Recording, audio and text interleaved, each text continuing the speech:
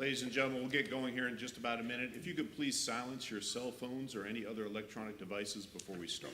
Thank you.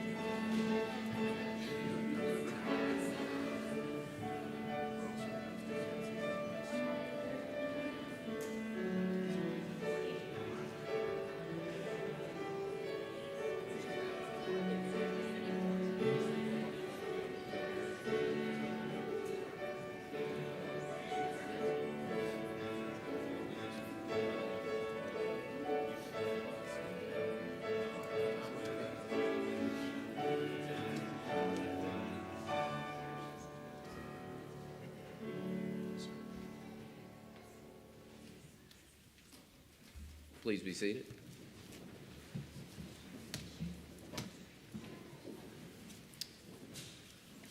Students, welcome. Faculty of the Physician Assistant Studies program, staff within the program, and importantly, parents, partners, significant others, Pfeiffer friends, grandparents of this cohort of PA students.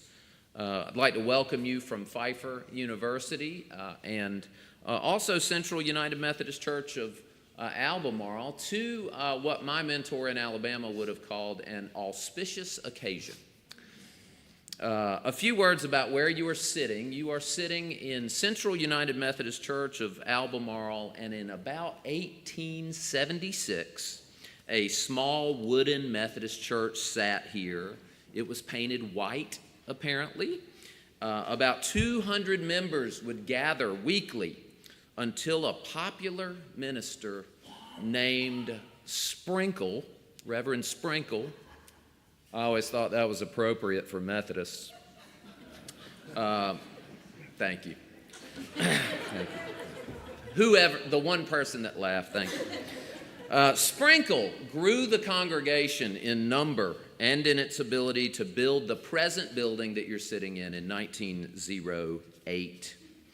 And I just think it's so appropriate that we are here. As you walk the Center for Health Sciences building, you see names on the wall that helped build that building. You see names like Stokes, Bramlett, Starnes, Grigg, Smith, and Pleasant, and those families have helped to build this congregation as well.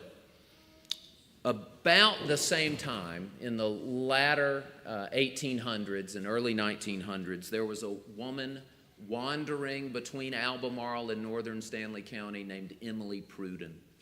And she was a Methodist missionary, and in reviewing a speech that I gave you during your orientation. I told you about Emily, who was slightly built and came to this area to teach underprivileged young people the power of education and to make sure they knew how to read.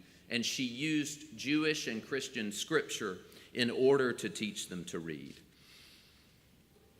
Her aim, her stated aim in the biography that we have on Pruden was to train them up to lead lives of useful service. Lives of useful service. I often say I do not know what Emily would make of Pfeiffer University today. I am certain that she could envision a place that trained Methodist ministers and school teachers, because that was one of our early calling cards. But I'm not sure she could have envisioned our campus in Charlotte or an MBA program. And I just wonder what she would do if she walked into the Center for Health Sciences and saw the things that you are doing. But whether or not she would understand it, you are doing great things. You have navigated a difficult curriculum. You have done theoretical classroom work. You have worked with the people in this community and beyond. In a city that has embraced the latest iteration of Emily Pruden and Dr. Henry Pfeiffer's vision. And now you will take oaths. You will work with patients. Some of you will work in rural areas near here. Some of you will work in urban areas. And you've come a long way. You've come a long way, and not just academically. Some of you did your undergraduate studies, I see, in South Florida. And you are here. Some of you did undergraduate studies in places like Missouri, and you are here. Some of you did your academic undergraduate work at less than 30 miles from here. The beauty of cohorts, the beauty of universities, the beauty of faculties, is that what you've been through was about becoming an expert in something. But as one scholar has said about universities, universities are places where we are in communal pursuit of the truth. We are in communal pursuit of the truth. Take a moment and ponder that. Celebrate that you have navigated one portion of your journey with faculty, but celebrate that you have navigated a portion of your journey with one another. And whether you are from Central North Carolina or South Carolina or Florida or Missouri or someplace else, you have brought a beautiful variety of backgrounds and expertise to really, really tough issues that are facing your generation and facing this region. I'm so proud of you for coming together. I know it hasn't been the easiest of journeys, and graduate school, whether it's my graduate school at Duke or your graduate school at Pfeiffer, there are always surprises along the way. And for the obstacles that you have overcome, whether they were imposed upon you or whether they were self-imposed, I am so proud of you. And as you don the white coat this morning, I hope you'll think about prestige for just a second. I hope you, more importantly, will think about the people you will serve. I hope that you will think about the way in which you leaned on one another. I hope that you will think about the way in which you are going to heal and turn around and find somebody that you know really quickly.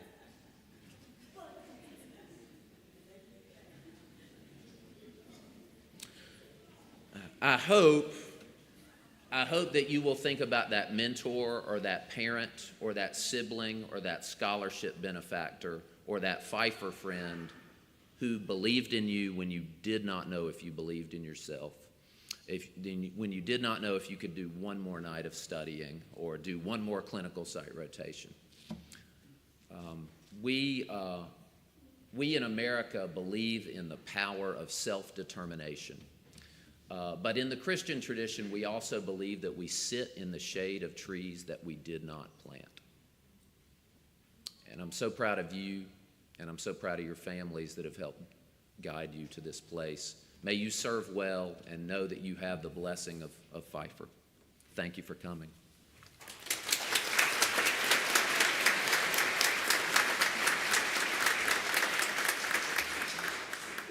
Thank you, Dr. Bullard. To provide our invocation, we have Ms. Savannah Smith, Youth Director for Central United Methodist Church. Good afternoon and welcome to Central UMC. It is our honor to have each of you here with us. Welcome Dr. Bullard, faculty, and staff of Pfeiffer University. We welcome the students and your families. Welcome to Central. Obviously, I am not Pastor David. My name is Savannah Smith. I am the Director of Youth and Young Adult Ministries here at Central. Unfortunately, Pastor David is at a funeral for one of our members today, and I am filling in. But it is my honor to welcome you here and to pray over you this morning. And I also just want to add, as an Albemarle native, it has been so cool to see this program here in Albemarle. You guys really have brought a vibrancy to this community, and it's been really special to see. Would you please pray with me? God, thank you for this beautiful, beautiful day. Thank you for each of these students, the faculty, the families and friends joining them here today.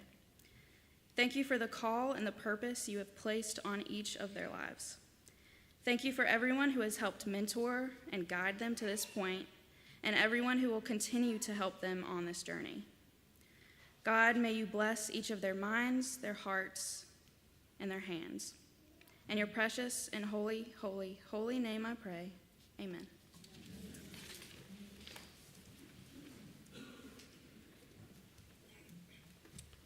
Good morning. I'm Scott Fisher, and I have the pleasure to serve as Program Director for the Pfeiffer University PA program. I'd like to once again welcome you to the White Coat Ceremony for the class of 2024. Today, we gather to celebrate the hard work, dedication, and sacrifice that transpired over years, not just the last 27 months. Thank you to those that are here in person, watching the live stream at the Center for Health Sciences, and from afar. Thank you all for joining us in today's celebration. Today would not be possible without the steadfast support from family and friends of the PAs we are celebrating today. Thank you for all you have done to make today a reality.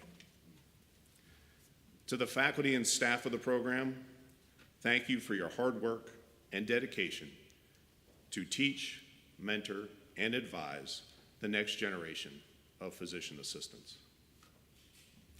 To the preceptors who welcome Pfeiffer PA students into your workplace, thank you for taking the time to demonstrate how to integrate didactic learning into practicing the art of medicine.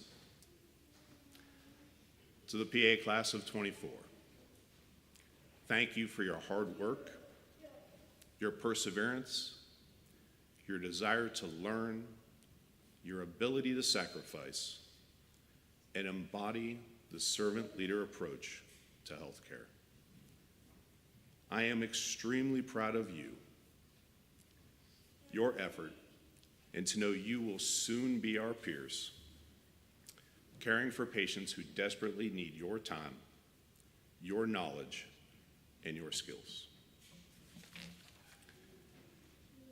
Today we have one of our clinical preceptors, PA Tara Bush, who has come to share a few words. Tara is a 2016 graduate of the PA program at Arcadia University in Philadelphia, PA. She practices as a hospitalist at Atrium Cabarrus Hospital in Concord. When Tara isn't caring for her patients and precepting aspiring PAs, she cares for her newest family member, her daughter, 5-week-old Sophia. And when she can find the time, she enjoys painting, playing soccer, and a good book. We have asked Tara to be our guest speaker today, not only because of the great work she has done on behalf of the program, but also because she was voted and selected as the 2024 Preceptor of the Year. It is my sincere pleasure to welcome PA Tara Bush to today's ceremony.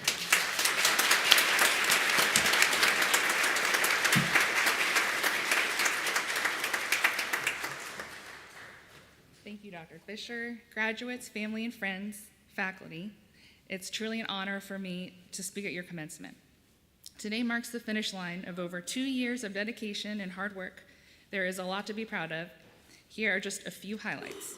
You guys took 114 written exams in your didactic year, which averages to 2 per week, just very impressive. You took and passed the PACRAT 1 exam. In your clinical phase, you took 8 PAEA and rotation exams. You took 9 OSCEs, which I know you loved. You logged over 53,000 combined patient encounters and 19,000 hours treating those patients. You took the PACRAT 2 exam, a mock PANCE exam, and the PAEA end of curriculum exam, all to prove that you're ready to graduate and sit for the PANCE. There's no doubt in my mind that all of your hard work and experiences, especially all the Rosh Review, have laid the foundation for your incredible careers in medicine, and now your next adventure begins. 8 years ago, I sat where you are now with mixed feelings, relief, pride at having reached the finish line, along with excitement and anxiety from my first job. 8 years goes by faster than you think, and if there's one thing I've learned over those 8 years, first as an ICU PA and now as a hospitalist, is that medicine is a noble but difficult practice. There are days where you get it all right, the right test, the right diagnosis, the right words. These are the days you feel invincible, that make all the hours of studying and sacrifice worth it. But there are going to be days that hurt, days where you make a mistake, where you feel like walking away from medicine for good. Everyone has those days. I have them. Your professors have them. Do you know what will help you get through those days is each other. Your fellow classmates, your future colleagues. It doesn't end when you graduate. You still have to be there for each other, just like you help each other survive through PA school. Sometimes we focus so much in medicine on showing compassion to our patients that we forget to focus on showing compassion to ourselves and each other. My husband, Austin, is here today, along with our daughter, who is just over a month old. Before we had Sophia, I was 2 months pregnant with our first child. I was rounding on my patients when I started having significant cramping and bleeding. I realized I was having a miscarriage. Eventually, we would find out that I have a clotting disorder that causes miscarriages, but at the time, it came out of nowhere, so I was in shock. I was in physical pain. I had a million questions. I felt like it was my fault. I was mostly just incredibly sad, but I kept working and rounding because I felt like I didn't have a choice. Even as I was working through my own personal tragedy, I didn't want to let anyone down.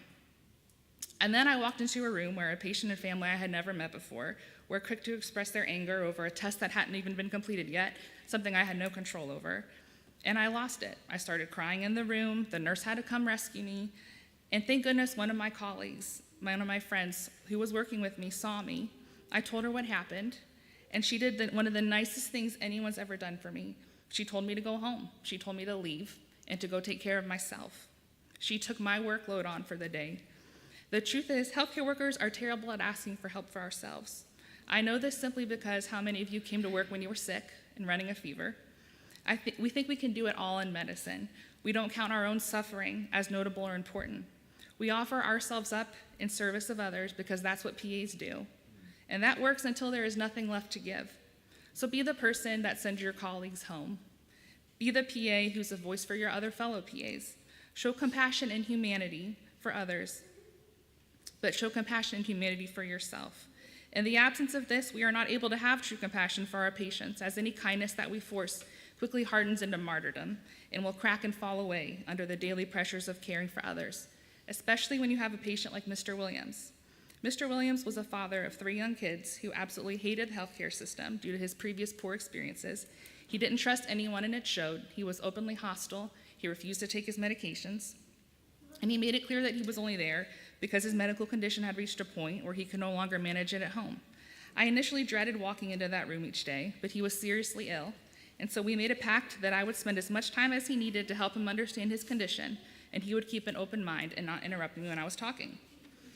With his permission, I called his wife to get additional history And I came to see him not just as a difficult patient, but as a husband and as a father loved by his children. I talked to his mom, and I came to see him as a treasured son.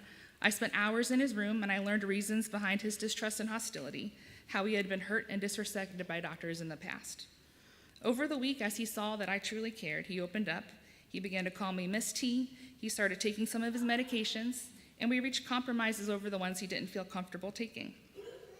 There were many specialists on his case due to his critical condition, and by the end of the week, most of them were tired of dealing with him. On the last day of my work week, I was in the room going over his medicines when a specialist walked in. She stood towering over him and told him fairly bluntly that she thought he had cancer. It was likely a very treatable kind, but he would need a biopsy of his lymph node before we could start treatment. I instantly saw his guard go up. I saw fear in his eyes that he expressed as anger. In response, the specialist became defensive. She answered his questions with medical jargon, and it was obvious that her goal was to leave the room as quickly as possible. The conversation went downhill and ended with Mr. Williams refusing the biopsy and the specialist storming out of the room. Over the next hour, Mr. Williams and I discussed the pros and cons of his biopsy. We talked about how it would feel and what it would entail. By the end, I was very behind on my rounding, but he had decided to proceed with the test. His wife thanked me tearfully, and I went home to enjoy my week off feeling accomplished. The next morning, however, when I was at home talking to my colleague taking over my patients, she casually mentioned at the end, "Oh, Mr. Williams decided not to do the biopsy because the specialist came back to his room and upset him. He said he would take his chances with the possible cancer. His family is upset, but they can't convince him otherwise, and he won't let me back in his room." So I got in the car, and I drove to the hospital, and I walked in his room. He didn't recognize me without the scrubs at first, but as soon as he did, he said, "Oh, I'm in trouble, aren't I, Miss T?" And then he cried. He cried for several minutes before he agreed to get the biopsy done without any further explanation from me. As the nurse wheeled him down to IR, he told her, "That's my PA. She came all the way to the hospital on her day off to make sure I got the treatment I needed. No one has ever done that for me before." I don't tell you Mr. Williams' story to brag about myself because I've had the attitude of the specialist more times than I care to admit. But this time I got it right. And if you can remember anything I'm saying to you today, I want you to remember this story because it gives you a choice. To paraphrase one of my favorite speeches by Dr. Donald Berwick, today you take a big step into power and privilege. You are about to receive a long white coat that is a symbol of your authority. You will sometimes be tempted to think, "Oh, my attending, or the insurance companies, or the health system have all the power." And you certainly won't feel privileged on days you're writing soap notes and filling out endless forms. But this will be true. In exchange for your hard work and the oath you are about to take in dedication to a life of service, you will be allowed to enter rooms that are closed to the rest of society. In one room, a patient will trust you with secrets they don't dare speak to anyone else. In another, you will share life-changing news. You will be allowed to perform procedures and prescribe medications that would be dangerous in the wrong hands. Patients will allow you to examine them in their most vulnerable states. They will let you in on their biggest fears. In these rooms, you will meet Mr. Williams again and again and again. He will appear in different forms: the terrified parents with a baby in the NICU, the pregnant teenager afraid to tell her parents, the PA who just suffered a miscarriage. He will be the professor embarrassed to be relearning to speak after a stroke. He will be the grandma who didn't hear a thing after you said it might be cancer, the drug user who everyone sees as a lost cause. He will appear like my grandfather, who when in the hospital in Texas recently called me very upset. "They don't listen, they don't see me," he said. "They make me sit here in my own filth for hours." All he wanted was to be treated with respect, but they didn't give him that. But you can. That choice is not in the hands of your attending, or nameless administrators, or hospital policy, just you. It's your choice and your power. It may seem small and insignificant in the face of the enormous healthcare system you're about to join, but you can make a lasting difference if you choose to see in front of you not just a patient on a checklist or an RVU or a paycheck, but the person. Choose to see the person, the mother, the father, the son or daughter, the poet, the world traveler, the professor. When difficult situations arise, you can hide behind, "Well, my attending," or "our hospital policy doesn't allow." You can justify just about anything and blame it on an overworked, burned out healthcare system. Or you can sit down. You can ask gently, "What name do you prefer I call you by? How has your day been? Tell me honestly how you're feeling about your diagnosis. Is there anything I can get for you today?"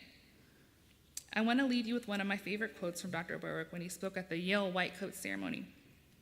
Congratulations on your achievement today. Feel proud. You ought to. When you put on your white coat, my dear friends, you become a doctor. But now I will tell you a secret, a mystery.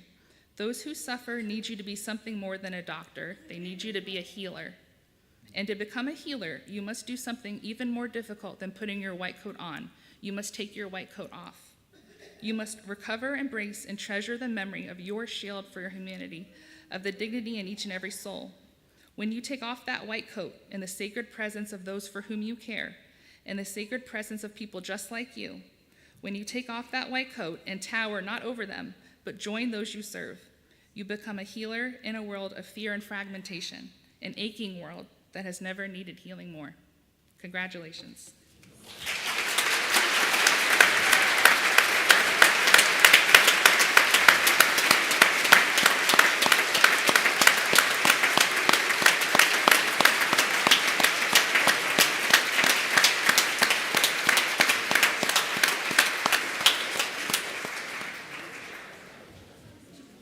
Tara, thank you so much. I would like to ask our Student Government Association President, Chanel Brousseau, to please come forward.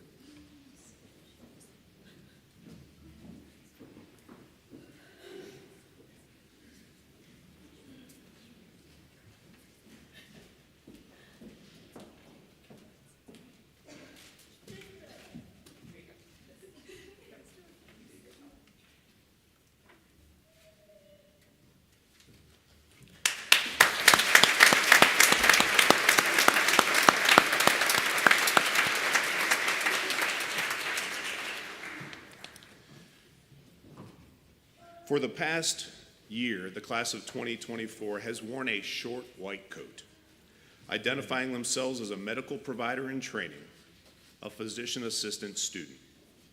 Today, we mark the transition to a long white coat, which is the symbol of a medical provider. For those in attendance who will be assisting a graduate with donning their coat, if I could ask you to please stand and move to my right, your left, on the far side of the chapel. We will be recognizing the class alphabetically as listed in the program. Joe, please come.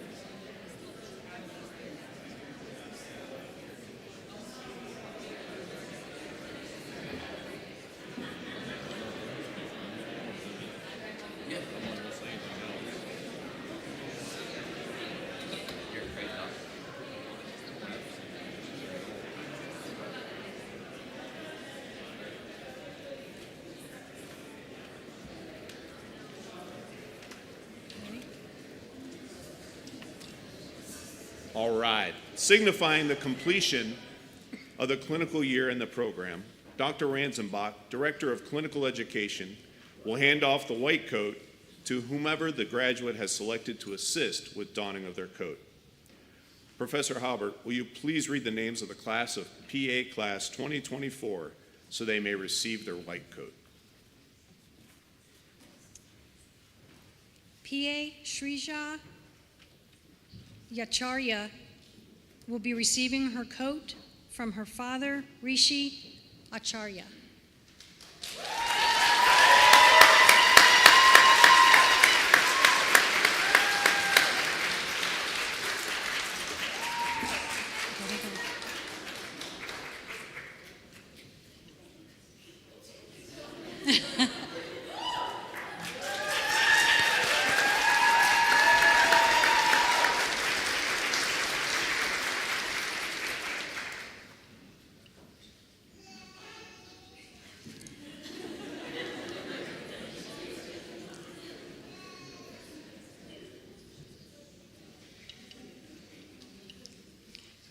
Nicolette Adrian will be receiving her white coat from ER physician and mentor, Dr. Frank Christopher.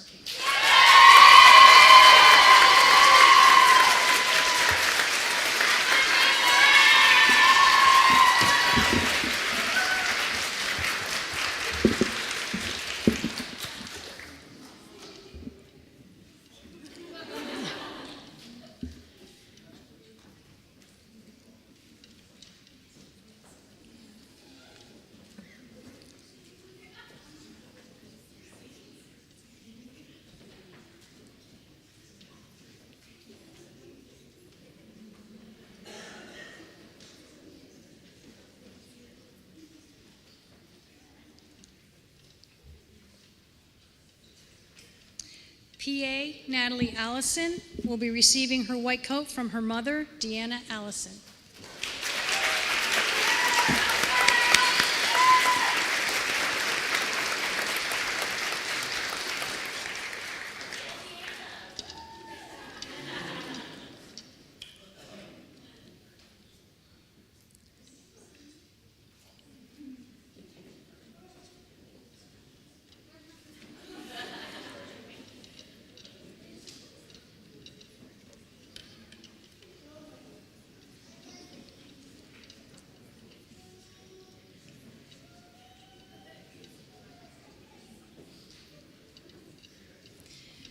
PA Emily Phillips Baker receiving her white coat from her loving mother, Patty Phillips.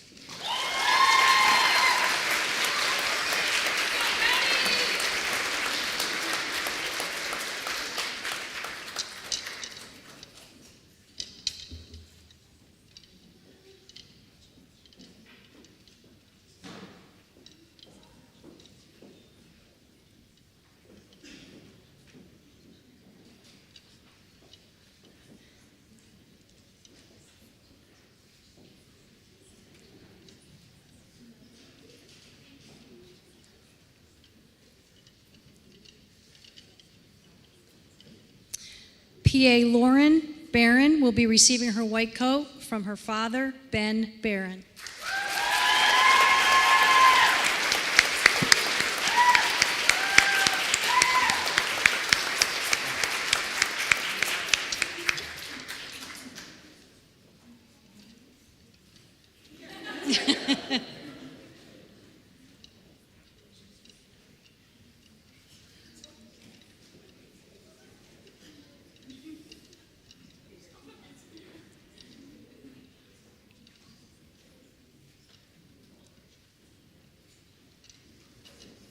PA Sabrina Bologna will be receiving her white coat from Dr. Mike McLeod.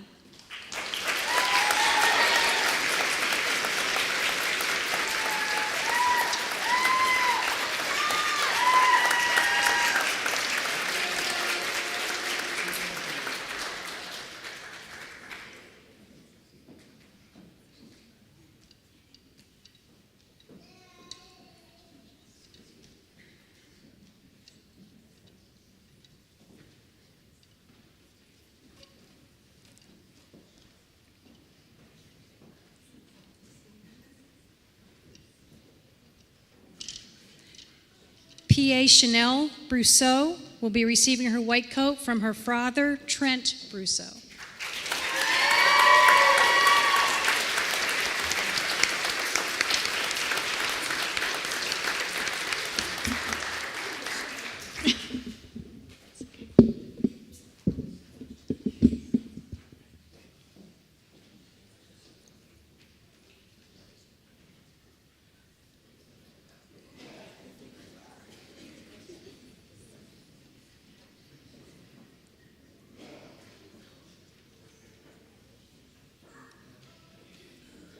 PA Reese Baumgartner will be receiving her white coat from Dr. Michael Kehoe.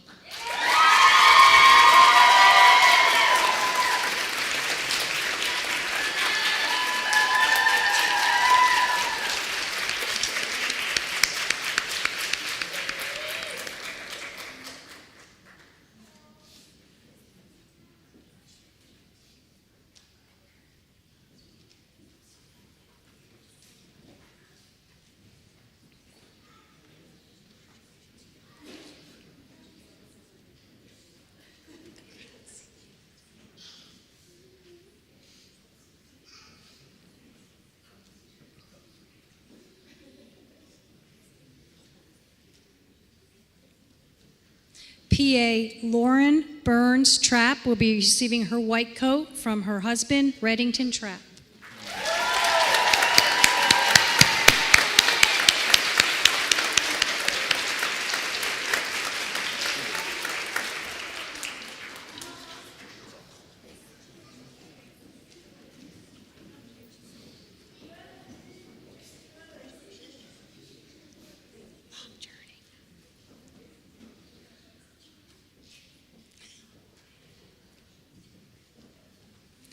PA Jonathan Chin will be receiving his white coat from his sister, Jessica Chin.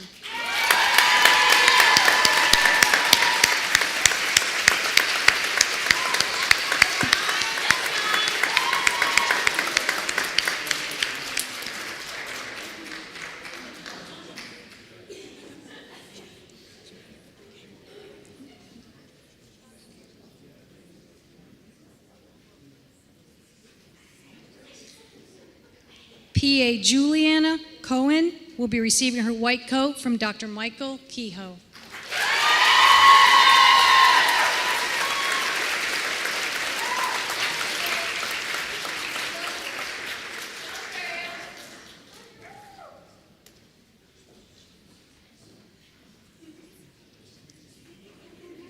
When it gets to Chip.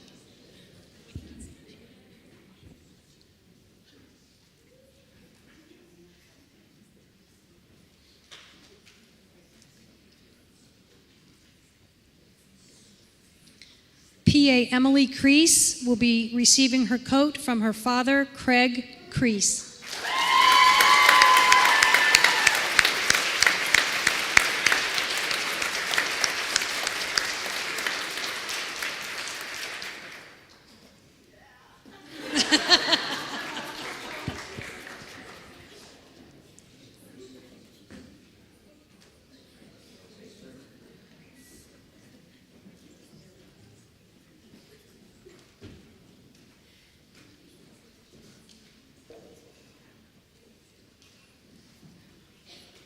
PA Emily Dickinson will be receiving her white coat from her mother, Dr. Virginia Wade.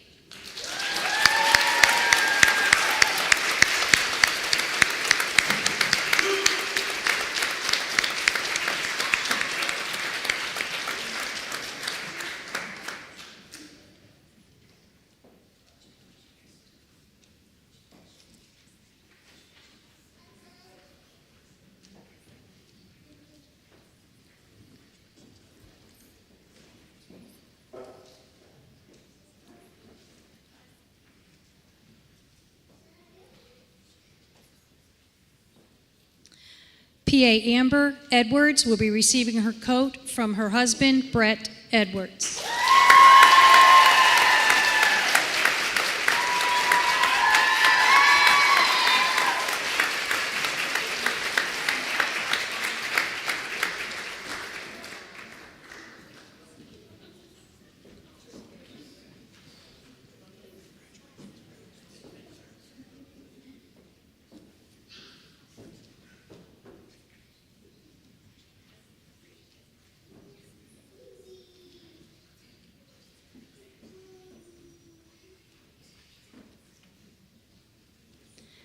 PA Brendan Freeman will be receiving his coat from Tara Bush, PA.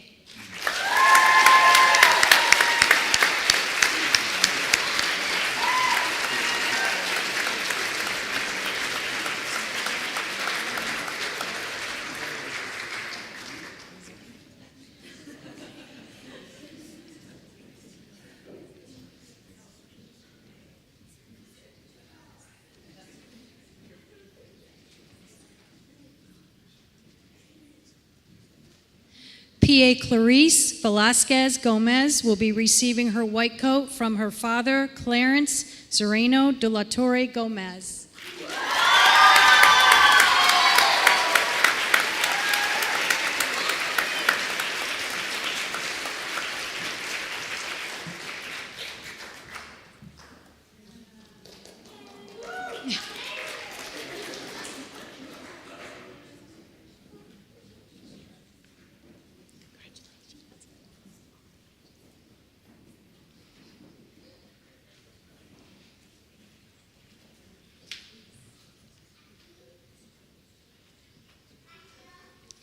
PA Courtney Grooms will be receiving her white coat from her father, Rick Grooms.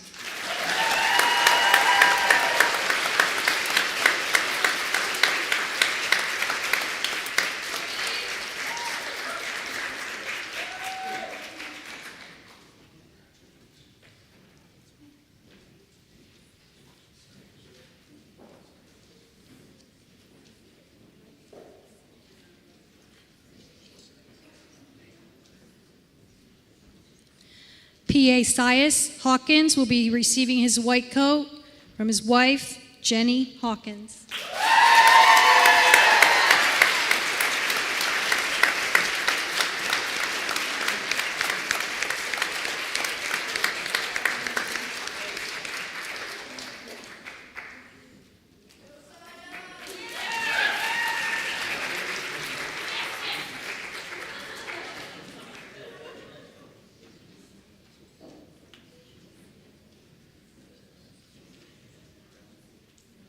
PA Hannah Joy Herring will be receiving her white coat from her father, Mark Herring.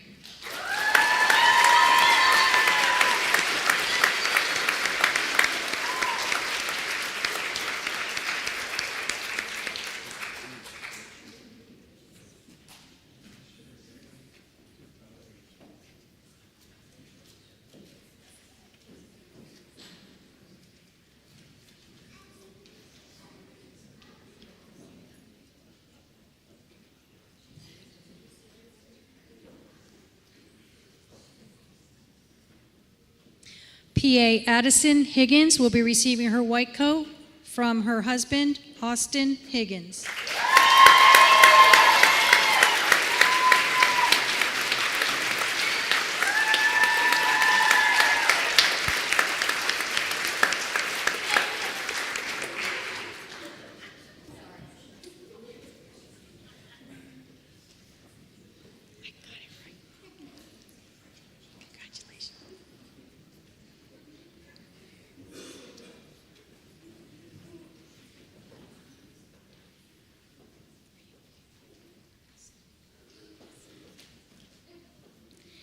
PA Megan Horsey is receiving her white coat from her soon-to-be husband, Colby Riedling.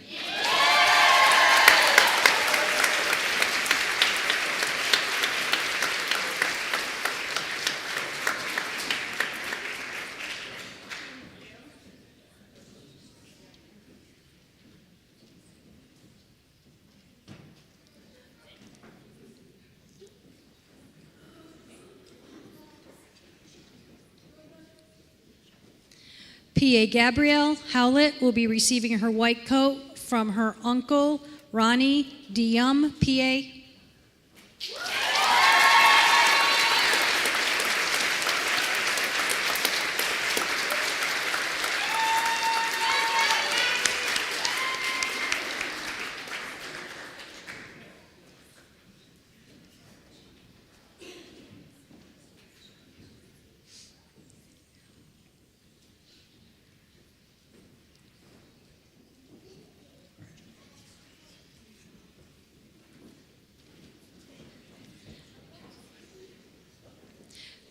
PA Jordan Hunt will be receiving her white coat from her sister, Patience Hunt.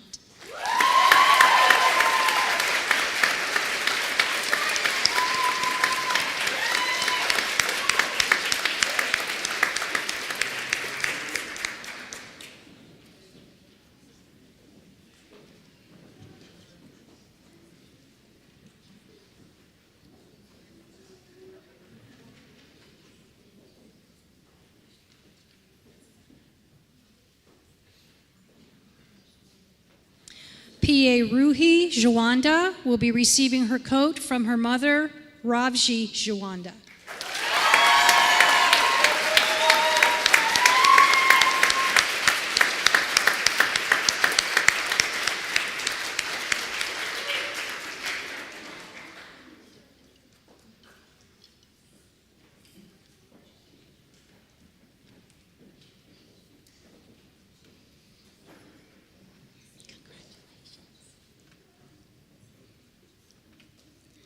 PA Jennifer Lee will be receiving her white coat from Caitlin Muldoon, PA.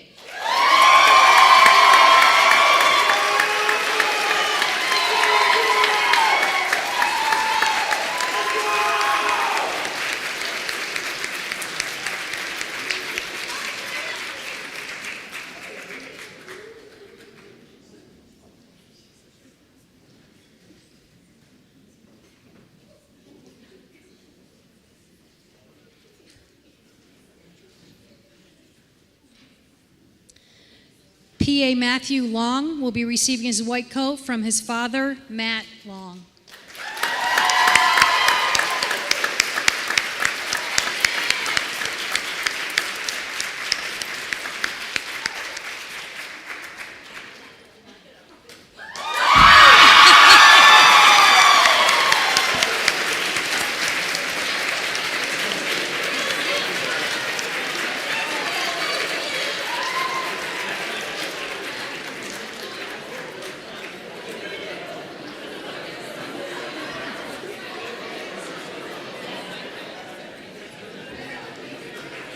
PA Ashlyn Louder will be receiving her white coat from her grandmother, Ann Harris, also known as Gaga.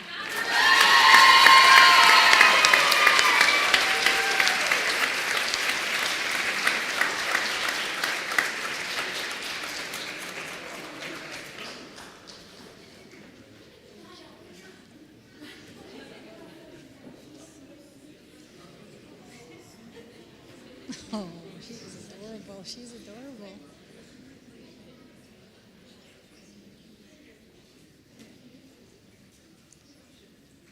PA Madison Mancino will be receiving her white coat from her husband, Vincent Mancino.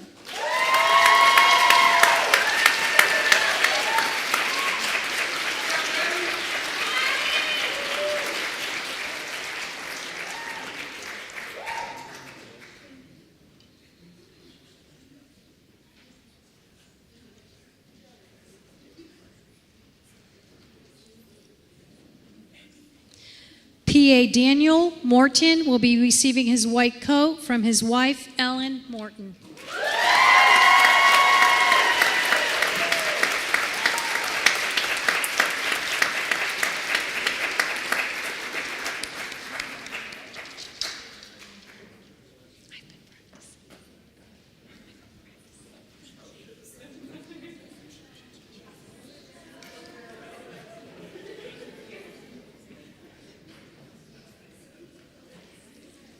PA Michelle Huang Nguyen will be receiving her white coat from her grandmother, Tri Huang, who loved and supported her all her life.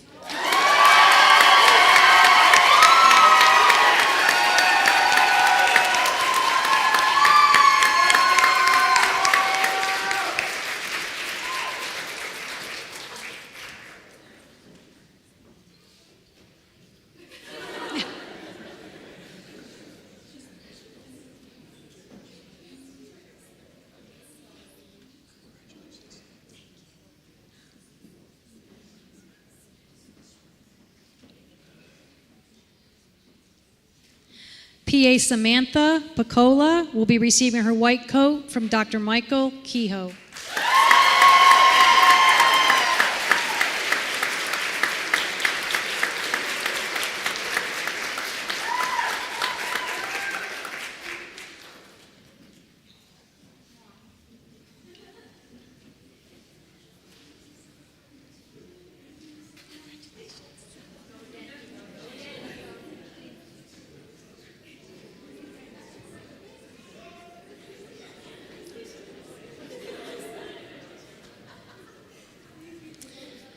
PA Sydney Pierce will be receiving her white coat from her mother, Sharon Pierce.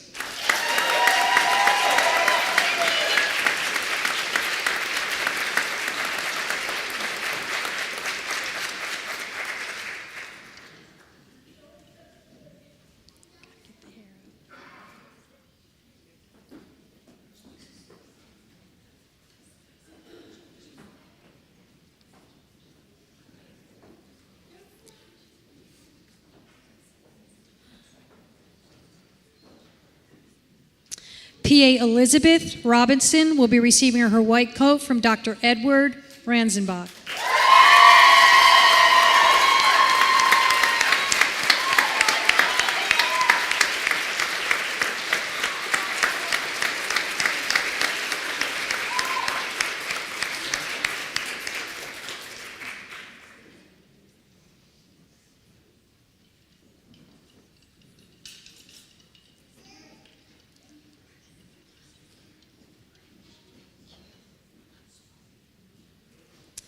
PA Merrick Rogers will be receiving her white coat from her mother, Amy Rogers.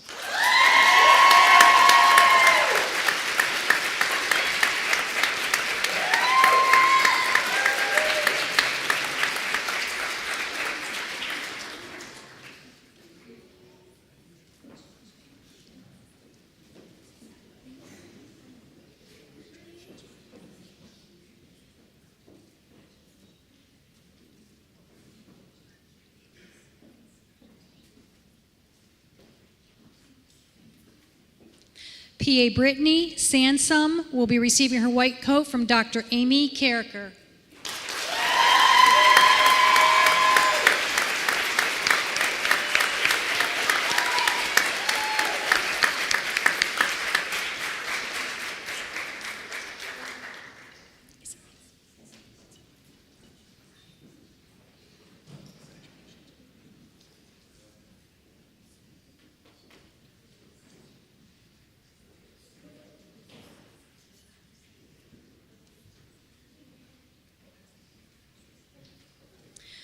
PA Adriana Savescu will be receiving her white coat from her best friend, Mariah Pinnix.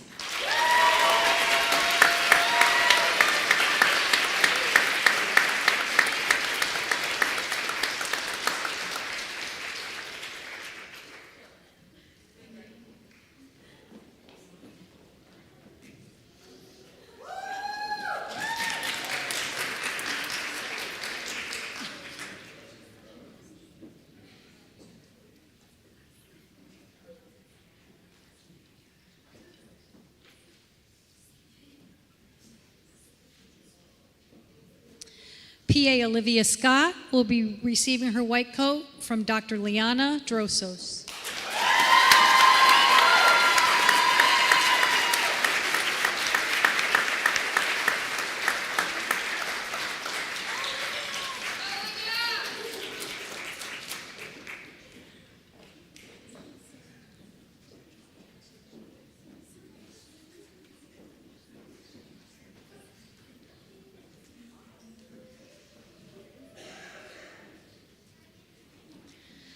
PA Jean Celavani will be receiving her white coat from her mother, Aisha Celavani.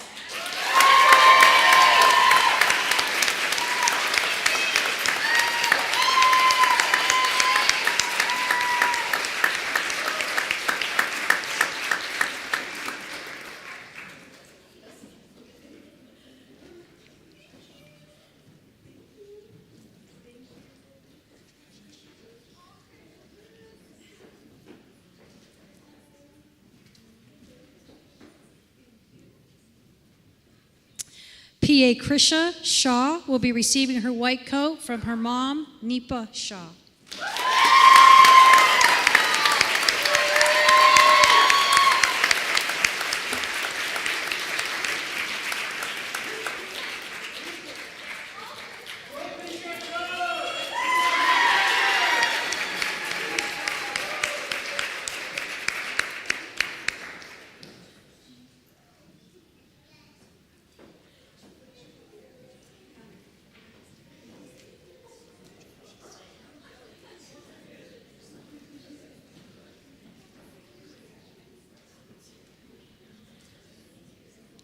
PA Taylor Smith will be receiving her white coat from her husband, Connor Smith.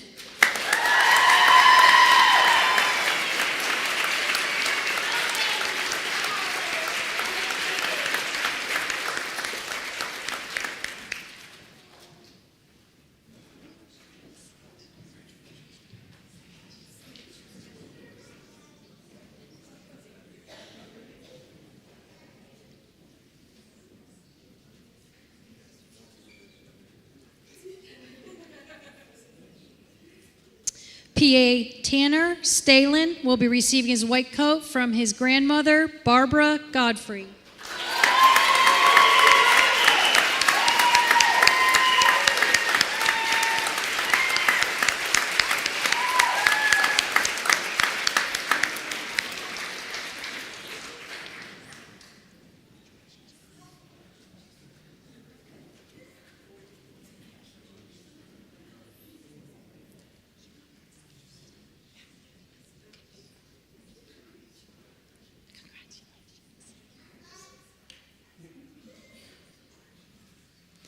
PA Carly, 2, will be receiving her white coat from her loving boyfriend, Christopher Lee.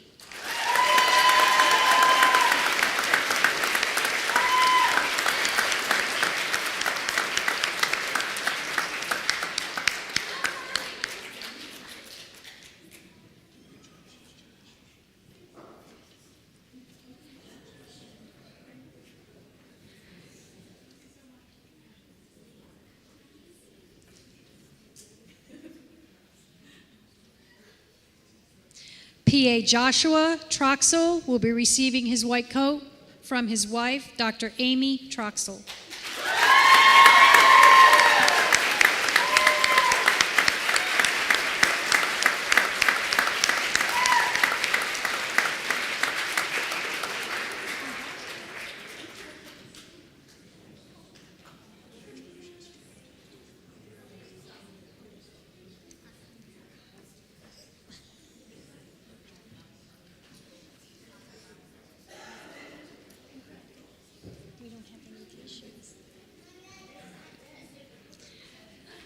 PA Trevina Washington Nixon will be receiving her white coat from her sister, Yolanda Williams.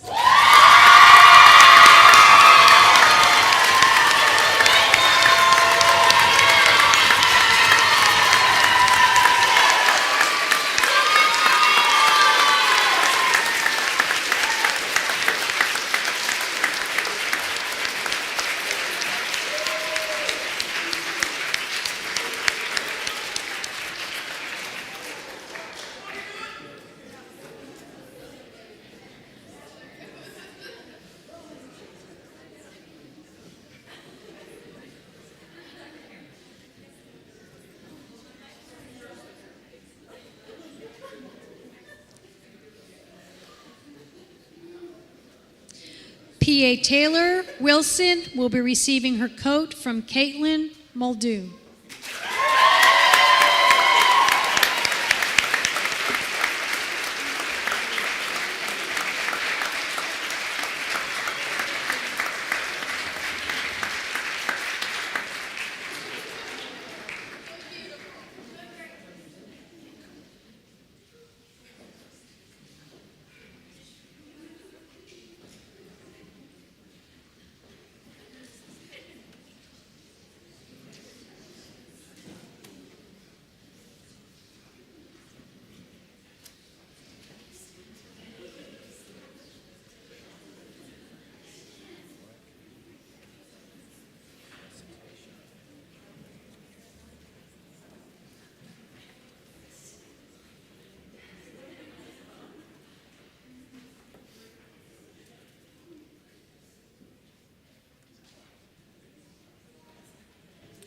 Graduates, will you please stand and turn and face your friends and family? Ladies and gentlemen, may I present the PA class of 2024.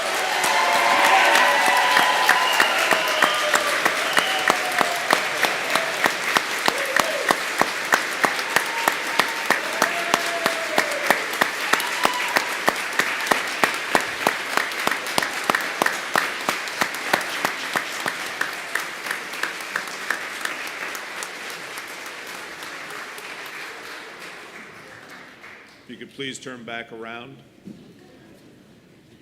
I would like to now introduce Dr. Matt Shaver, Medical Director, who will now administer the PA oath. Dr. Shaver.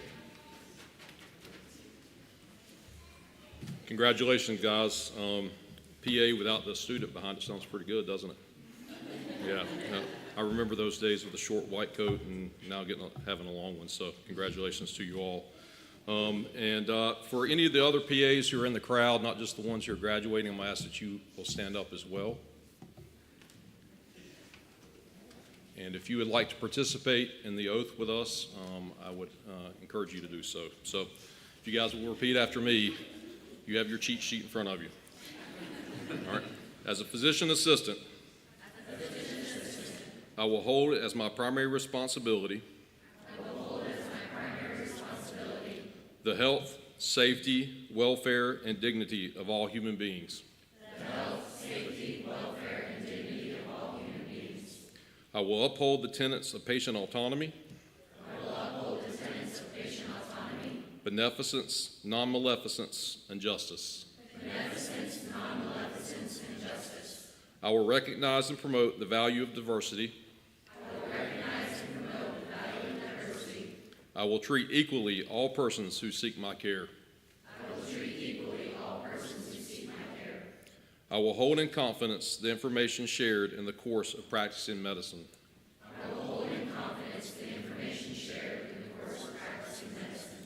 I will assess my personal capabilities and limitations. Striving always to improve my medical practice. I will actively seek to expand my knowledge and skills. Keeping abreast of advances in medicine. I will work with other members of the healthcare team to provide compassionate and effective care of patients. I will use my knowledge and experience to contribute to an improved community.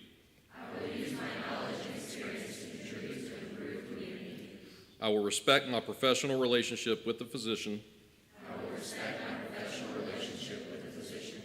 And I will share and expand knowledge within the profession.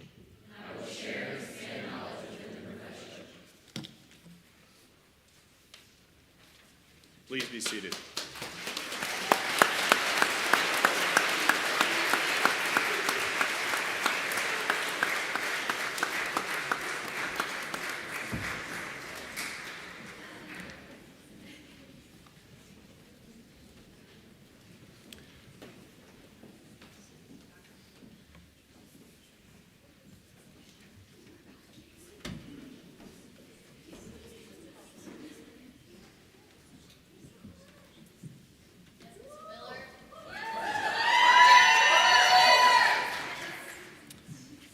The Pi Alpha Honor Society was founded in 2004. Their motto is scholarship, service, and leadership. Students selected for induction must have significant academic achievement and a demonstrated excellence in research, publishing, community service, professional service, or leadership activities. The Pfeiffer University PA program established a PA chapter of Pi Alpha in 2022. Dr. Greer Fisher, Pi Alpha Committee Chair, Professor Dale Patterson, and Mr. Mark Miller, each a past Pi Alpha recipient, will assist with awarding today's recipients.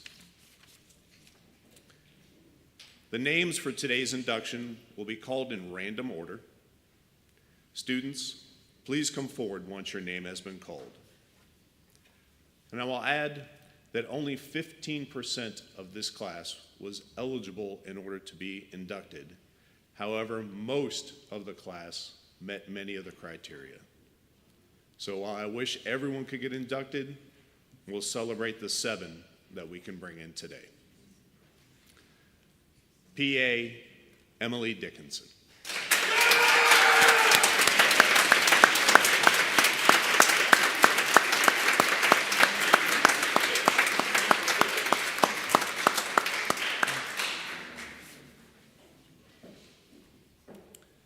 PA Emily Baker.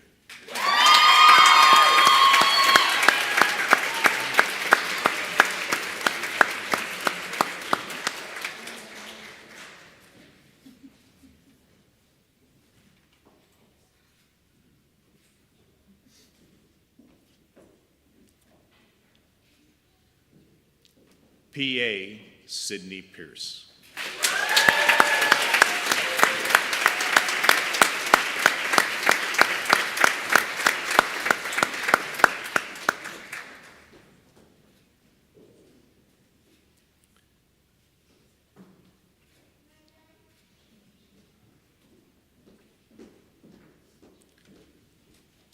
PA Krisha Shaw.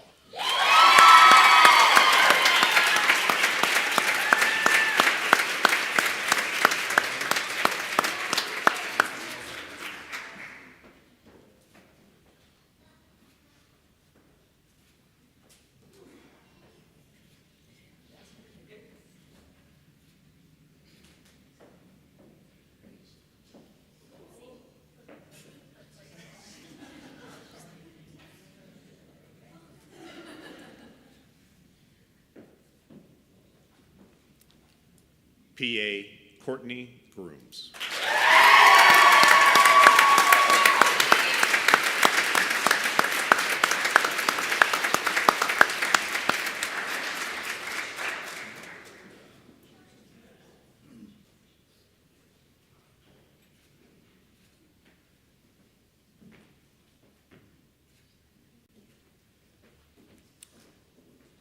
PA Amber Edwards.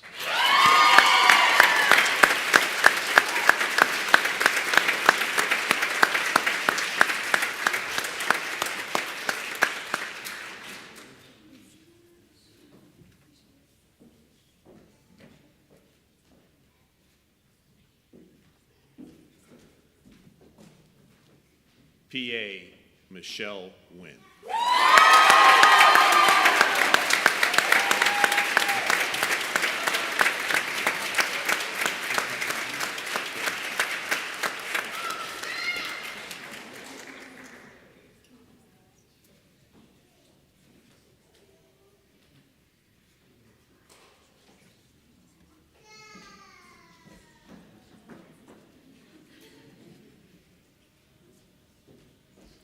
Ladies and gentlemen, may I present the 2024 student inductees into the Pi Alpha Society.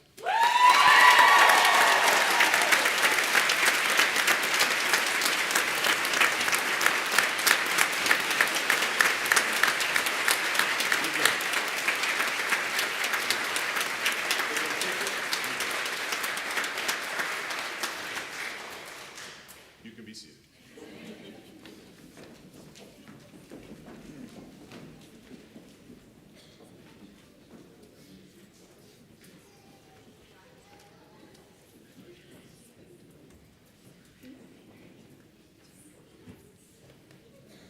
Our next Pi Alpha recipient has been involved in PA education for over 30 years. A former founding PA program director and medical director, he is a full professor, author, physician, surgeon, and a mentor to all who get to spend even a few minutes in conversation with him. The presentation of today's award is long overdue, and it is an honor for Pfeiffer to be the place for his induction. Dr. Norman Rose, will you please come forward?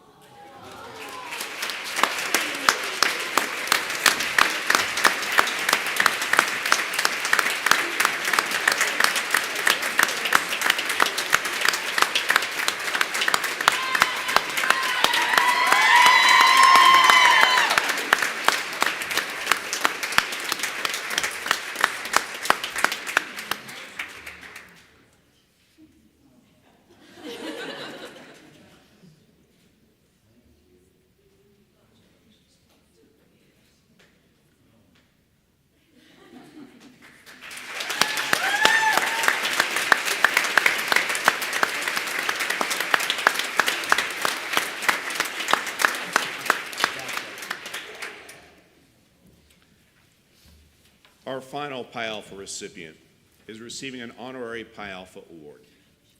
This designation is for those deserving individuals who have made significant contributions to the PA profession and our program.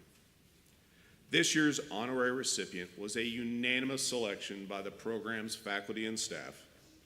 She has been involved in PA education for over 5 years and is a true plank owner of the Pfeiffer University PA program. Ms. Deidre Harwood, will you please come forward?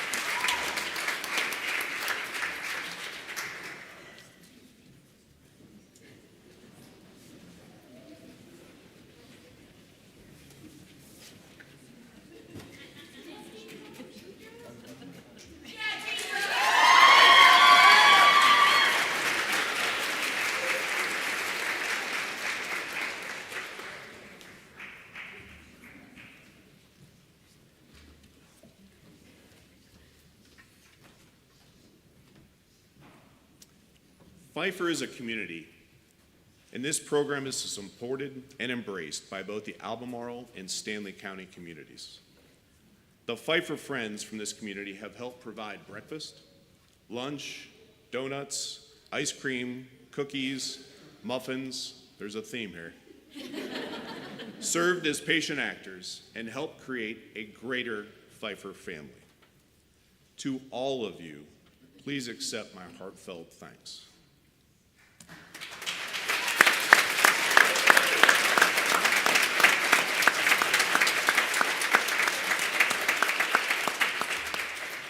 Ms. Hartwood, could you please come forward?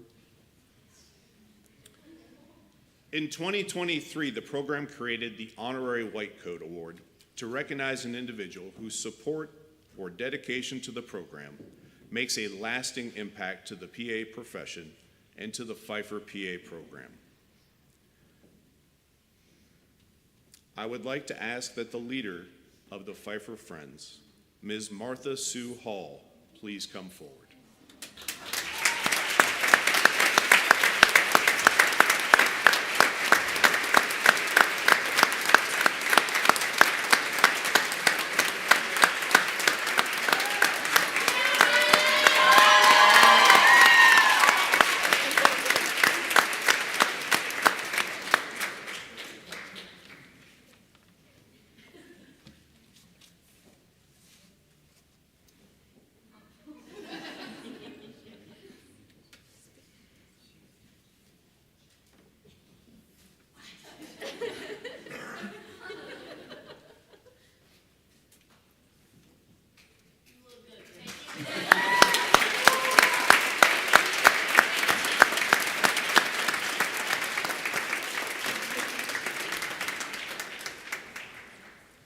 And now to deliver our closing remarks, the Dean of the Graduate School, Dr. Christopher Bowe.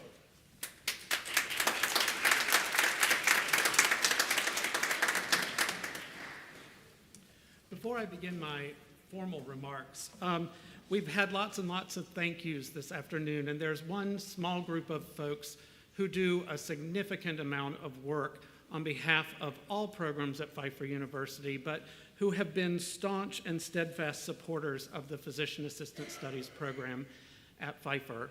President Bullard, Vice President Minot, Vice President Newsom, and the other members of the President's Cabinet, thank you very much for all that you continue to do for each and every one of the students who are served by this program, for the Center for Health Sciences in which it is housed, and for the future classes of students who will take up admission in it in the very near future, we hope.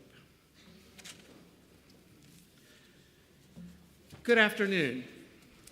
As Dean of the Graduate School at Pfeiffer University, it is truly a pleasure to be here with you and that we have been able to gather as a Falcon family to begin what is for each of you a season of celebration.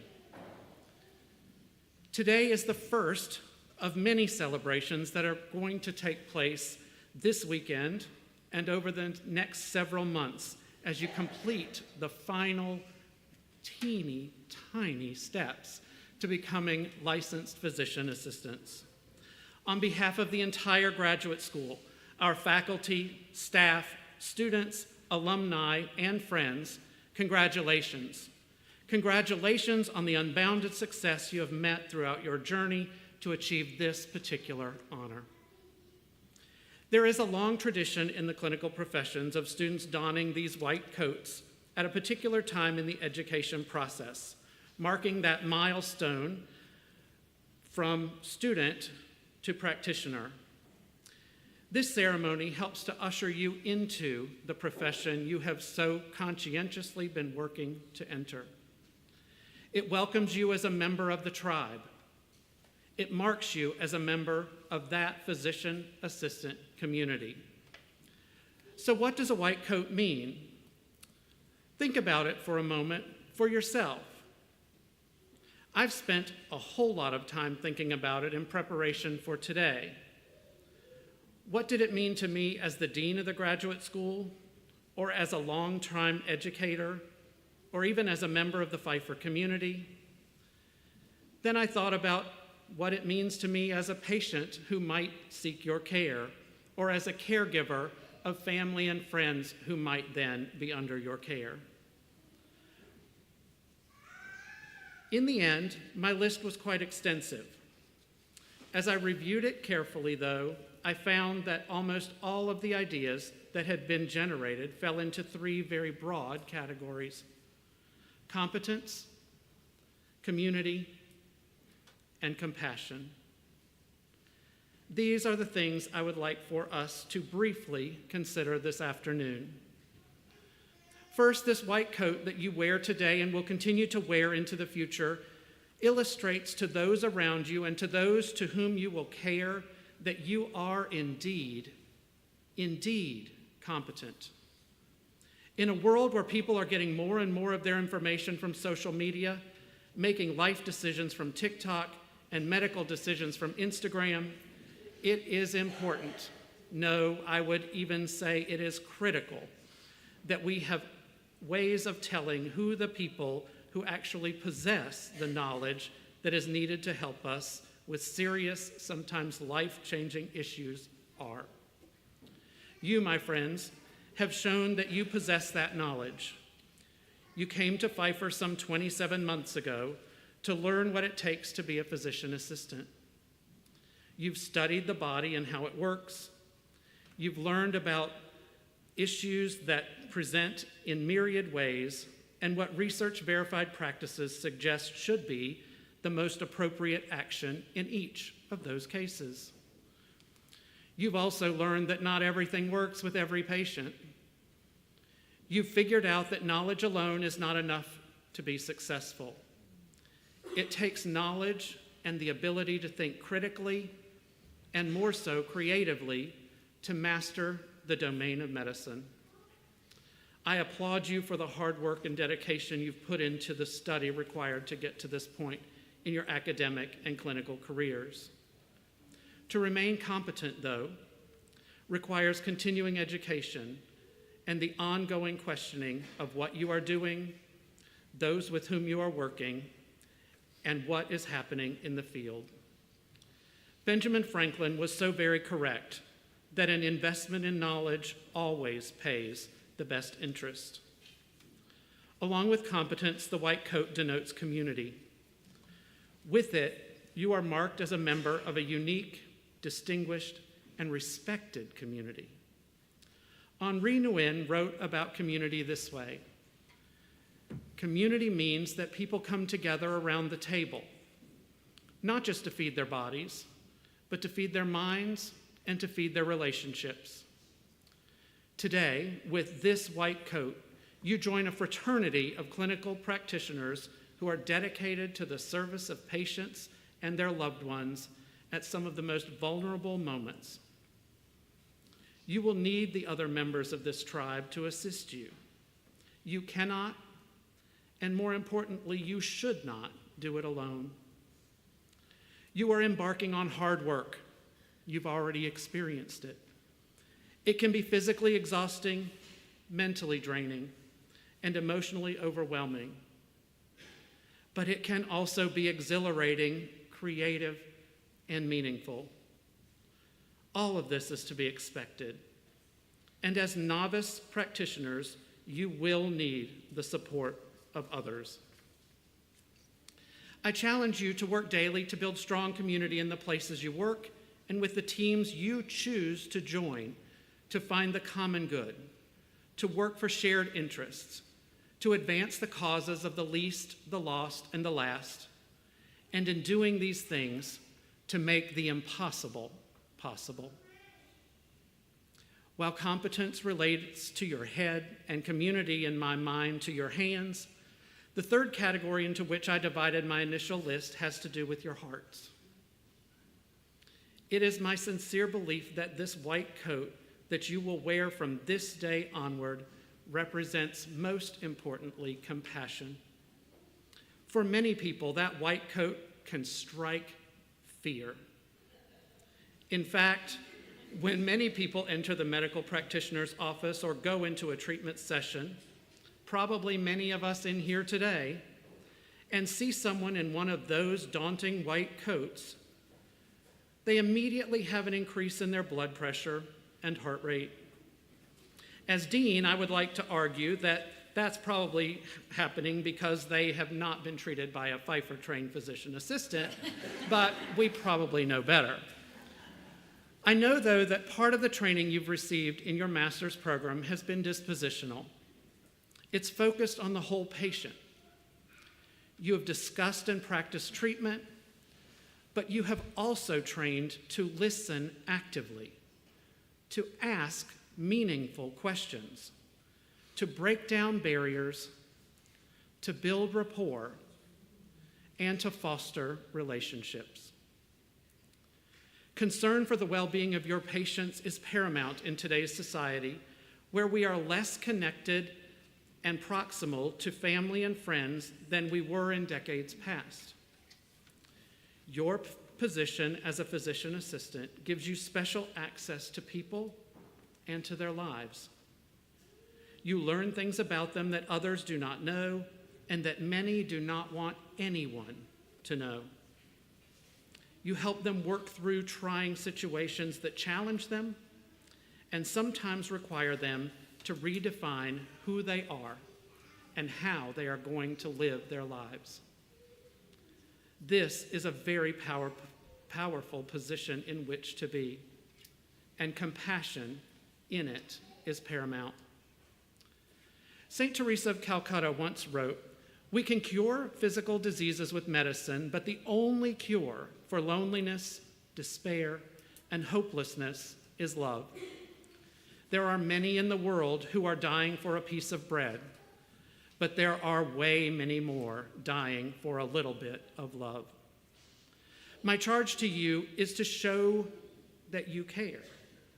Show that you do indeed have compassion in excess, to provide the support, the security, the honesty, and even the tough love, or as my grandma Bo used to call it, a kick in the biscuits, necessary for them to heal, for them to make progress, for them to achieve their goals, for them to live healthy lives, and for them to feel confident in each of those processes. In your work, do as St. Teresa encouraged and spread love wherever you go. Let no one ever come to you without leaving better or happier in some way.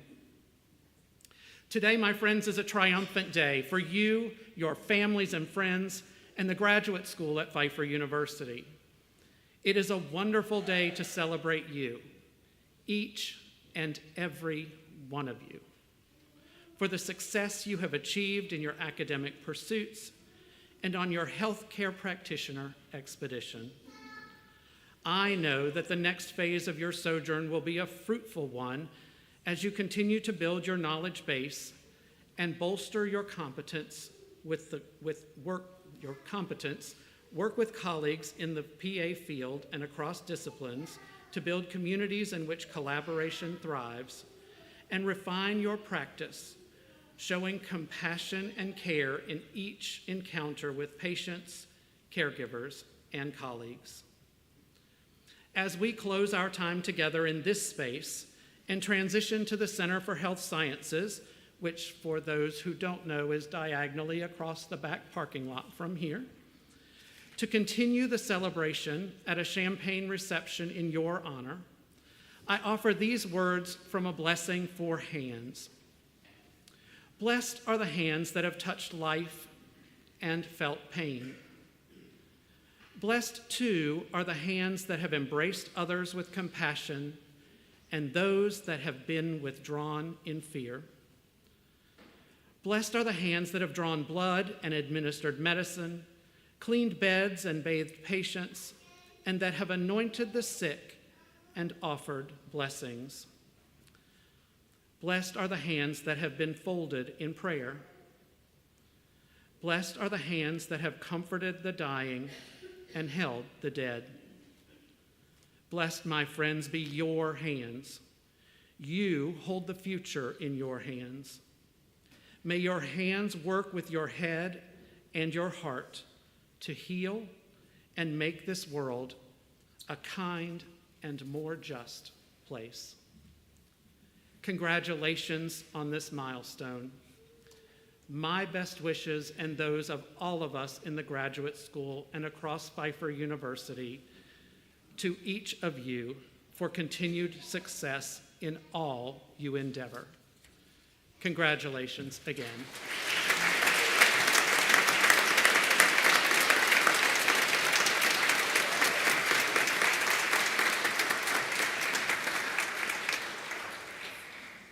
Ladies and gentlemen, I would just ask that you please remain seated as we allow the graduates to process out of the chapel.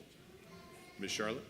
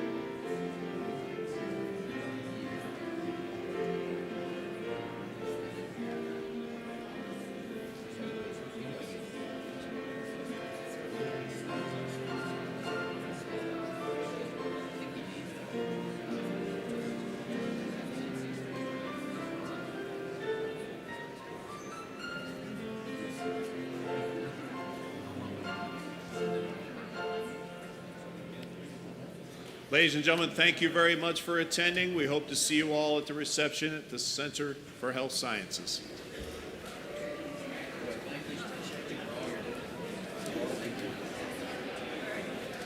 Do you need us to stick around and stuff back?